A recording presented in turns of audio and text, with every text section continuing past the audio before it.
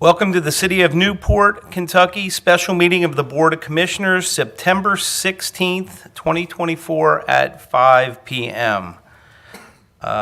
Please take the roll. Commissioner Redwanski. Here. Commissioner Smith-Morrow. Here. Commissioner Recton. Here. Vice Mayor Fennell. Here.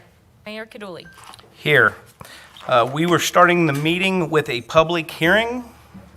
City Manager Fromey is going to discuss the setting of the tax rate for this year. Tom. Thank you, Mayor. All right, so let's go back there. Pat, go ahead and go to page 1. All right, so briefly, real estate tax history for the city, going back to 2009 up to present day. And you can see the ups and downs of the rates through the years. For anyone in the audience here, this is most solely to declining or increasing assessments on property values. So during the recession years, you can see that it had an impact over a few years. People were challenging their assessments, and there was declines in the valuations during that period. So you saw a pretty steep increase in tax rates during that period, which lasted for 5 or 6 years. So it peaked in 2017 or 2018, and then it started with improved evaluations. Then in 2020, they started dropping. So that coincides with the last property valuation for the city of Newport was 20. So by law, every city has to be revalued every 4 years by the property appraiser, which in our case is the county PBA. So last year, 2023, our tax rate was $2.60. Go to the next page, Matt. Same thing here with tangible tax history. You can see the ups and downs through the years. It was 281 in 2009. Last year was 274. There again, it goes up with current tangible properties that may exist in the city. Let's go ahead with the next one. City rate comparison. Going back to the days when you had a printed MLS, they always had a list in there of all the tax rates for the cities. So with the Campbell County MLS or Northern Kentucky MLS, they had all the cities' tax rates. Well, Newport and Covington always stood out on there. It was always like the number 1 and number 2 highest taxes. One of the shortcomings, though, on the MLS tax guide was they never included the taxes for fire districts.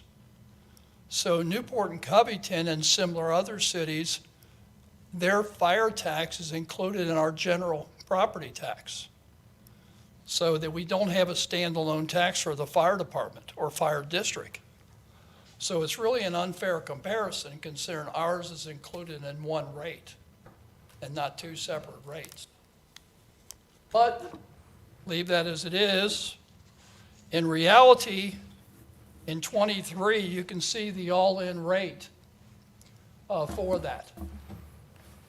So when you add the fire taxes in with the city tax rate, and you can see we were 3 from the bottom.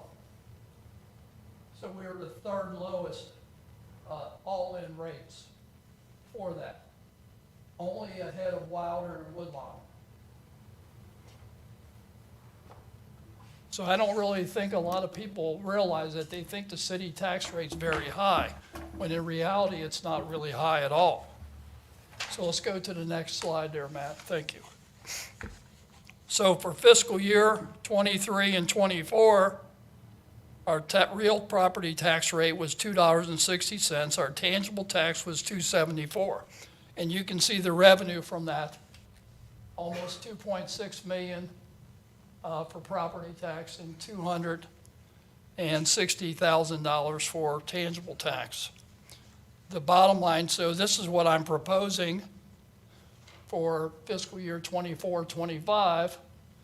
So the real property tax is $2.15. Now that's the compensating rate plus 4. And So it's a decrease from last year of $2, from 260 to 215.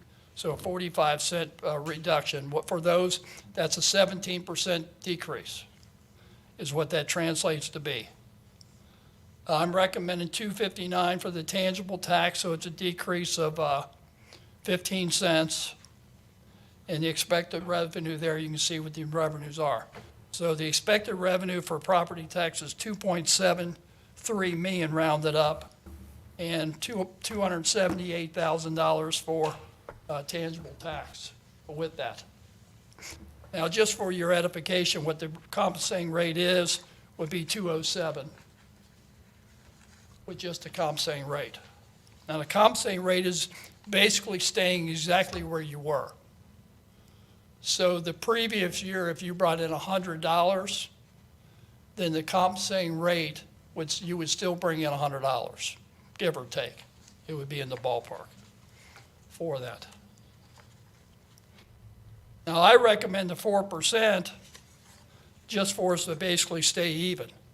Now, everything, our revenues don't go up across the board 4% for everything. They don't go up 4% for payroll tax. They don't go up 4% for insurance. In some years, they may go backwards. In some years, they may go up more than 4%. But there's no guarantees. So if you lose a major employer during the course of a year, you're going to go backwards. Insurance is up and down all the time. So property is the only one that's consistent, where you can say we're going to go up 4%. Now, when you had 9.1% inflation rate a couple of years ago, then that's over 2 years of the compensating plus 4. So we didn't go compensating plus 9, we did compensating plus 4. So we went backwards basically 5% that 1 year alone, which you can never make up, because we would never advocate by doing the compensating plus 9. But that's the way it works. So over the last 3 or 4 years, I think the cumulative inflation rate's been about 20%. And so over that period of time, we've gone up 12%. So to give you an example for that. So let's see what we got here last. And I think we're going to go to the questions later. Lenny has a couple slides. If you skip to that, Matt. There you go. Go ahead, Lenny. All right, hot off the presses. Hello, Leonard Kunz, Finance Director. I just got received an email from up the street from Dan Braun, PVA, with the updated rates for library, health, and extension, and conservation. So this is the true all-in rate. What should be shown between the two tax bills that an owner receives, the city bill being the city and the school, and then the county being the state, county, and the other agencies there. So last year we were at $16.19 per thousand, and it looks like it's going down to $13.67 per thousand. So that's $2.52 drop. That's good. So I got some examples there. For if you had a $100,000 house, you would be paying $252 less this year. So, and just any questions on the all-in rate? I always like seeing the, in real life, what does that mean for somebody with a house valued at X? Yep. Okay. The next PDF there, Matt. Okay, so again, hot off the presses. I don't have California's rate nor Woodlawn's rate yet. Could you size that up a little bit, Matt? Hey, we finally got below Wilder. So now, out of the 16 taxing agencies in Campbell County, we're now down to number 15. Wow. And that's after they've also done theirs? Well, I mean, with the preliminary here, you can see Paul has made some notes there. Some people haven't done their second reading yet. Okay. Okay. So first readings are done, but this is where we think we stand right now. In the fire districts, I'm not sure if any of the fire districts have changed. I think they've maxed out at $2 per thousand. Interesting. So there's a couple in there with no change, but it wasn't easy to find out what comp level they were taking. So Gotcha. that's just a quick update. All right, any questions on the board? Yeah, but I do want to show, but here's a perfect example. And and I don't want to mention the cities out loud, but look at the significant difference though there. And property values across the county are pretty high. Newport, you know, as a collective average on property values, we're not the #1 city in the county, not by far. You know, we have cities that have an average valuation much higher than ours. And yet some of those cities have a much higher tax rate than we do as well. And they have their own cities to operate, so that's not what I'm saying. I'm just trying to point out though, for ours at a $2.15 tax rate, that includes the fire district in there, or includes our fire department in there, I think that's pretty good. Another thing too, as you all know, we collect for the school board. So when someone receives a tax bill from Newport, they're receiving our tax bill, but they also receive the school's tax bill as well. So no, our tax bill's not $10 per thousand, it's $2.15 plus 7, whatever it is for the school. So I'm not picking on the school or anybody, I'm just pointing out that the city tax rate is a totally separate entity. So we only collect for the schools, and all that money goes to the Newport School District for them, that we collect for them. So We charge them for that, right? Like we get a fee they off do of pay a that? percentage, Yeah. but they And- used to be collected by the sheriff, Right. so they decided to do it with the city. And It's we did- itemized on the bill, Finance, right? the finance department's done a Great. really good job. They have a really high 90s plus collection rate for the school. But the And, bill says City of Newport. I think Right. that's why people, well, it does say city of Newport. Right, yes, it's but- got it itemized. But we do, I don't we think do some of the collect. people read It'd be that. the same if it was collected like it used to be by the county. Right. So you receive the county tax bill with Campbell County's taxes plus the schools. So the same difference. It would people need just, to read, I think a lot of times they just see the bill, they see City of Newport, then they see the total bill, and they think Yes. it's all, unless they read the different line items, they think it's all coming to us. Well, we added, years Yes. ago, we added a mailer to actually describe the difference so that it made it clear for people. And I think that's been helpful for a lot of people, but a lot of people don't read it, they throw it away. But Right. take a look at that and it'll show you exactly how and what taxes you pay. yeah. And we're frugal, and again, our total tax is, property tax as part of our budget is about 13%. And I mean, so that's our revenue. So our general fund budget is 26 million, give or take a few 100,000. And we're bringing in $3 million in property tax total. So you can see it's not the largest source. Our largest source of revenue is payroll. Yep. By far. Thank goodness it is, because our tax rate would be tremendous if we didn't have our payroll tax. Payroll's about 40% of our revenue. That's why some of those other cities' taxes are so much higher, because they don't have that Commercial. robust Yeah, commercial. commercial, that's why commercial's so important for us. Yeah, our commercial payers pay a very large portion of the tax basis, and at the same time, I think that we get great value for our residents, and they get great services. We have a great fire department, a great police department, and our public works department does more than most cities combined. So, Another thing to point out too, though, even with commercial, with property tax, commercial's about 40% of property tax as well. So not only are they a significant on payroll, but they also pay a large portion on property tax as well. So we're open for questions. yeah, any questions on the board? I do not, no. Ken? I do want to say one Go ahead. thing about when the school district shifted from the sheriff to finance here, it was a tremendous benefit to the schools. And so I really want to give a shout out to our finance department for doing that. And it's a really nice example of how the city partners Yes. with the schools. Yeah, I think the finance turns that money over within 3 days, don't they, of collecting it to the school? It's awesome, yeah.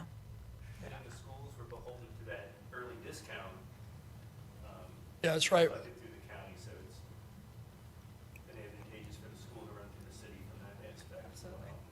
Because they used to give a 2% discount, the sheriff did, for early pay. Commissioner Recton? Yeah, Tom, Yeah. You know, that, I think pointing that out, and I think it's lower than that as a percentage of our gross, you know? Yeah. So I think it's even lower than 13. The only question I have, that seems to be heading down, because we used to talk about 14, 15% being Yeah. property tax as a percentage of. Yeah. Is it truly headed down? Is that, am I correct Well, in seeing that? it's not heading down because of anything we've done, it's heading down because of our payroll's gone up so much. Right. That's why. So our revenue from payrolls increased dramatically, and then also from insurance premiums, because a large number of the insurance is also commercial based. Yeah. God knows, I don't want to put more burden on the property owners Right. in the city, but as a percentage, that's a terrible thing to It's bad, yep, you know, we really depend upon real estate during the next recession to hold yep. us, you know, Yeah. because they'll shed employees like there's no tomorrow. So Yeah, what can we do? And Tom, maybe you can carry the water too to KLC. What can we do to level some of those things out or, you know, improve the revenue streams? still, well, I'll go back to the one that I believe is sales tax, because you've heard me go on about that for years. Right. Almost 20 years at this point with sales tax. And what that means for people that are watching here or in the audience, I believe in a local option sales tax. And in my proposal, and not only just mine, there's other people as well, our proposal is this, that if we did the local option, then the homeowner would not pay local property tax, is what we would say. Now, we would bring in much more revenue. So I always estimate if we have a 1% local option, we'd bring in about $9 million. We're bringing in $3 million here, so you're looking at tripling. But it's getting to the state and the constitutional amendment for that. And that's kind of like what I'm bringing up, Commissioner, though, too, and for everyone's edification here. You know, we don't do assessments on road repairs, and there's not a lot of stuff that we do, that a lot of cities do. People don't realize, but on some cities, when they have road repairs and stuff, they assess you. The city does, and we've never done that. And when you say assess, you pay a pay fair the share portion. portion of Yes. the project. So if you live on Overton Street and we blacktop Overton Street, which I do, I would pay for 30 foot of frontage to the center of the street.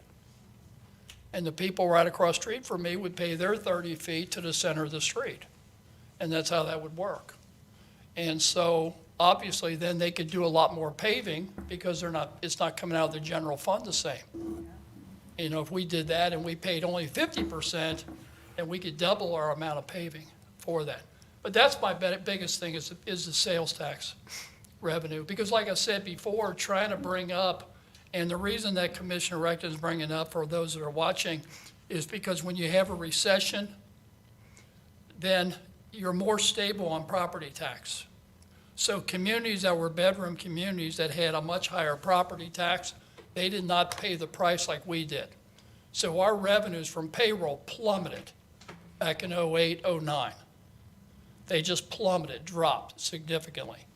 But versus, say, Fort Thomas, that has a much higher reliance on property tax, they didn't suffer the same thing that we did. And so that's the importance of that. Thanks, Tom. Yeah, But thank you. due to our good planning, the finance department and other departments, and your guidance, we weren't hurt like some of the Right. cities were. We had a lot of, right, we kept everything running. We had a lot of development during that time, so we didn't shut down. We were lucky with that. And we've been very intentional Yes. on not overestimating payroll. Right. Our conservative approach is Yes. what prepares us for some difficulties that, you know, there's always going to be another recession, unfortunately. So hopefully, we're in a better financial position to weather that. Right. And the only other thing, Mayor and Board, is that we have reserves, and I'm of the mind, I'm frugal, you all are frugal and responsible. I think it's important you have reserves, because if you never know when something might strike. I still remember back in 2000, I think, and a lot of you remember, you were here, when you had the water/gas break, and you had people's hot water heaters and stuff where there wasn't gas coming through the pipes, there was water coming through them. And the thing is, that costs us a fortune. And if you had a major thing happen in the city today, we'll go through $12 million in a hurry. So that's the kind of thing, that's why you got to keep building reserves. It's a responsible thing to do. I mean, you have to weigh it, but you should always have some sort of suitable reserves, at least 6 months of your general fund budget at least, to keep on hand. So, that's all, Mayor. Well, I think it's good work. Appreciate the good report. I think this may have been the shortest one, which applause for that. Well done, very efficient. To your point, though, assessments is a form of revenue diversification. Yeah. And I don't think there's political will in our city and our board to go down that path. We've chosen different approaches. Right. The sales tax opportunity looms into the future. However, it is not the number one agenda item for KLC at this time. Other Right. things have taken priority. Right. Generally, I don't agree with sales tax, but in some ways, we get lots of people that come into our community and use our resources, use our roads, which I think puts us in a unique position. And that does become more valid. And I think that if we were able to achieve that and combine it with, as you said, a reduction in real estate taxes, I think the community would be excited about that. But at this time, we're going to open the public hearing for the public and see if there are any individuals in the audience that would like to address and have any questions about the proposed rate.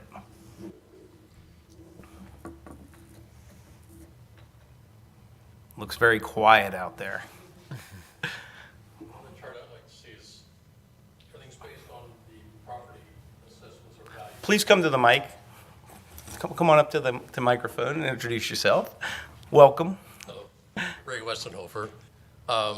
Seeing all the charts is based on percentages of the property value, and they show it from year to year to year. But what I haven't seen was the value of the homes from back in 2000 to what they are now, and how much the rate percentage they've gone up from year to year. So again, paying a percentage, I'd rather pay 4% on $1,000 versus a couple percent on 6,000. So it's just curious about that, Yes, sir. that rate of what they've gone up from year to year. Do we have a chart for that? Those are not our domain. That is actually done by the county. We have no influence over those assessments and no control. We can only set the tax rate based upon the assessments in aggregate. But do we have a chart to show what the percentage, how much they've gone up from year to year? Yeah, we do receive the tax roll from the county, so Like an average home from what it was in, say, 2009 to what an average home is worth now, how it's gone up from year to year. I would just have number of parcels times a collective rate as far as like getting into, what a two-family home in 2020 versus 2024, even going back. That would probably be county, but the best I could do is the average parcel. And that's residential parcel can vary from, small little one little shotgun to Right. 5 family. I'd say that's what affects the percentage, so if you got a lot more value, percentages all affect that, so. It's just another chart to help. Lenny, following up on Ray's question, do we know gross dollars of assessment in the city? We have, Well, that's in the chart. That would be the best estimate. Okay, yeah, I think about, there's a lot to do with that, open that presentation, there's like one down at the bottom, I think it's the presentation, just to kind of give a. On this, something. Yeah, I think it's the one on the very bottom.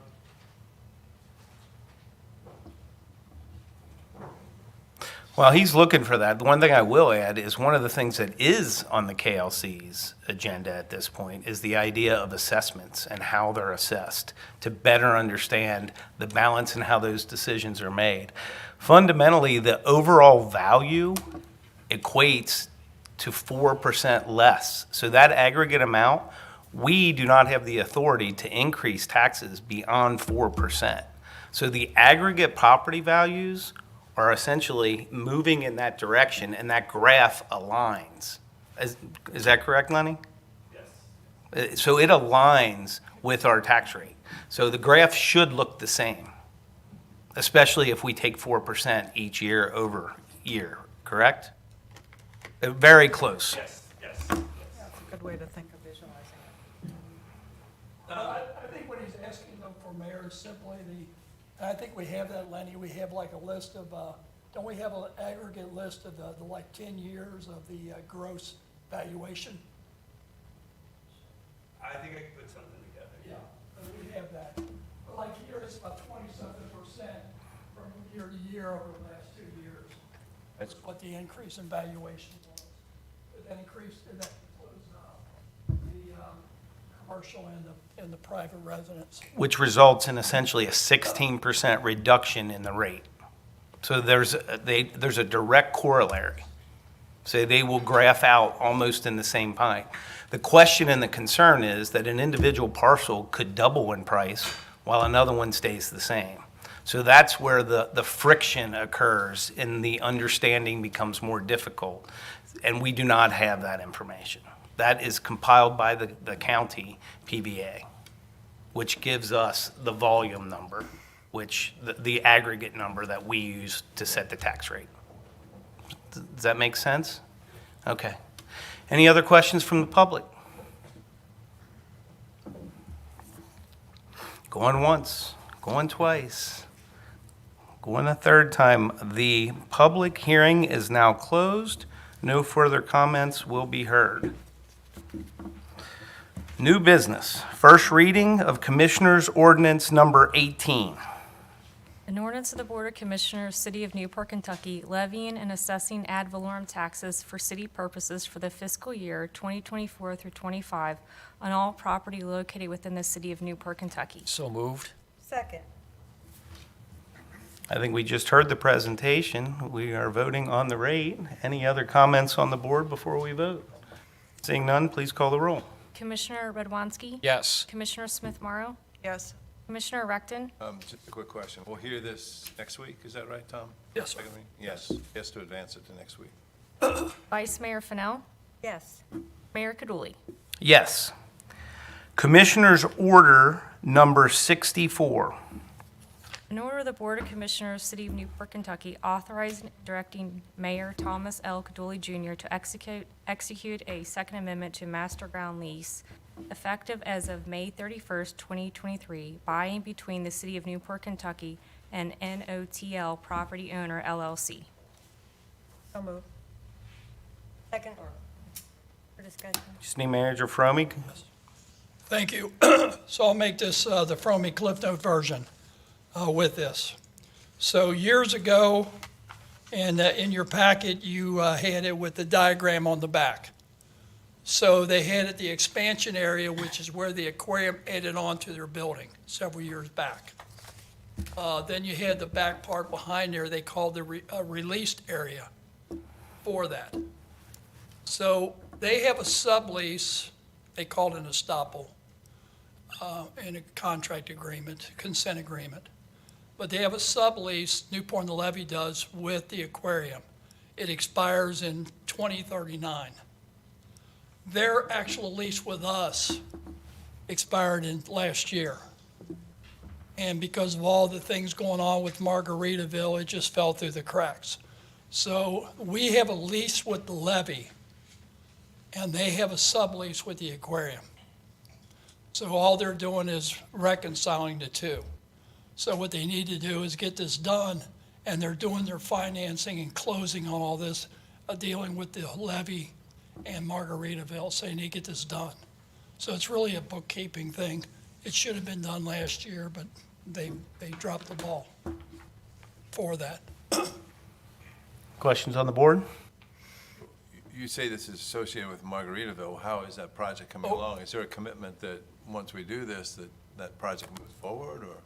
Oh, no, this has nothing really to do, it's just their bank wants to close all, make sure everything's done. The Margaritaville, since you brought that up, we met with them recently, the levy in Margaritaville, that's all moving forward. So they're wrapping up their finance, they have a finance partner. So they've got everything moving forward with it. And so it looks really good. and they've been doing some value engineering for it. So not things that we would ever notice, but it did reduce their cost somewhat, so it's all looking good for that. So that's one of my, main interest I points. brought it up because you mentioned Margarita. No, I know, when you I said know, it's fine, this. Okay. but it's all good, And people get excited when they hear it, and they want Right. to know what's going on and when. exactly. Yeah, Any other questions on the board? Seeing none, please call the vote. Commissioner Smith Morrow, Yes. Commissioner Recton, Yes. Vice Mayor Fennell, Yes. Commissioner Redwanski, Yes. Mayor Kaduli. Yes. The next item on the agenda, Dan Braun. Mayor, at this time, I ask the board to entertain a motion to executive session pursuant to KRS 61-310 subsection F to discuss personnel matters. There will be no action taken on it. So moved. Second. I'll also add that we will not be coming back into public session after that, so there's no reason for people to stay around. So with that, please call the roll. Commissioner Recton, Yes. Vice Mayor Fennell, Yes. Commissioner Redwanski, Yes. Commissioner Smith Morrow, Yes. Mayor Kaduli. Yes. Thank you all. Thank you.